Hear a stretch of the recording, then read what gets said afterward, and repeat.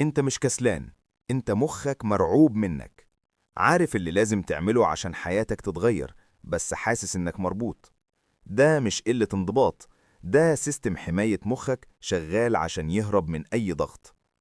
أول ما المهمة تقرب، مخك بيحلل مشاعرك. لو لقاك شاكك أو خايف، بيدخلك في دايرة التسويف وبيهربك لأي حاجة تافهة تريح أعصابك. بتبدأ بشك، بعدها قلق، وبعدين شلل من الخوف. وفجأة تقليب الموبايل يبقى أأمن لمخك من إنك تبني مستقبلك. الحل؟ استخدم فخ الملل.